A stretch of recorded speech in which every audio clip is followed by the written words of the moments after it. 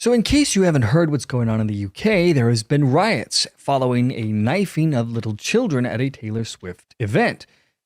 At a Taylor Swift yoga event, where several children died, a bunch were wounded, along with some adults. Shortly thereafter, as initially the government hid the identity of the killer, as he was still 17 with just days to go before turning 18, and with a vacuum of information left by the police, reports began flooding in online that the man was killing in the name of Islam, and soon thereafter riots broke out. In Southport, Axel Rudakabuna, the young man who was charged with the murder of these 3 young girls and multiple counts of murder, was eventually identified. But despite the government attempting to claim that the young man was not Muslim, it did nothing to undo the pent-up outrage and anger that British citizens have been feeling for well nigh over a decade. And so events went nuclear. Interestingly enough, it became immediately clear that the mainstream media and government officials were desperate to paint any acts of violence and clashes as caused only by far-right extremists. But countless videos began popping up online thanks to free speech platforms like X and Rumble, showing that in many cases, counter-protesters, mobs of Muslim men, were going on the offensive. There were reports of attacking protesters, including in Sunderland, where hundreds of Muslim men gathered around a local mosque where protesters were at, and this gang of Muslim men broke through police lines and engaged in violent confrontations with the protesters, further escalating the tensions. The major news networks have been fixated on anything to do with those who are protesting mass Islamic immigration into their country, and for the most part have attempted to ignore much of the violence of so-called counter-protesters. Worse still, reports began cropping up that the police were threatening British citizens who were protesting against Muslim immigration and violence much more harshly than their Islamic counterparts. Right-wing figures including Tommy Robertson and Nigel Farage have claimed that police are engaging in two-tiered policing. They have argued that law enforcement are treating far-right protesters more harshly than Muslim protesters, who they are alleging are being given leniency. The Member of Parliament, Robert Jenrick, who criticized the police for not arresting pro-Palestinian protesters who chanted Allahu Akbar, suggesting a bias in policing standards. Now, members of the public and others have echoed these sentiments, arguing that the police are not protecting native populations and are instead showing favoritism towards ethnic minorities during these protests. But the government, of course, is rejecting these claims.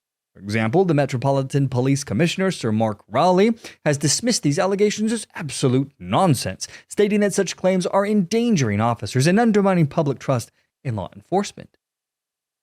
And then there's the equality campaigners and organizations, which is just a fancy way of saying race-based focused people. Like the Runnymede Trust, have labeled these claims as racist gaslighting and a deliberate attempt to distract from the violence perpetrated by far-right groups. And the government would take it a step further. Prime Minister Keir Starmer has condemned the violence as far-right thuggery and has vowed to prosecute those involved. The government has also increased police powers and deployed additional officers to manage the unrest. And so, in a show of good faith, and just how one-tiered this justice system really is in the UK, the Prime Minister has now warned his citizens that anyone who might share videos of the riots could face prosecution. And he has consistently framed the disturbances as driven by far-right extremism, rather than the broader social issue that this really is. Let's take a look at the statement of the Prime Minister.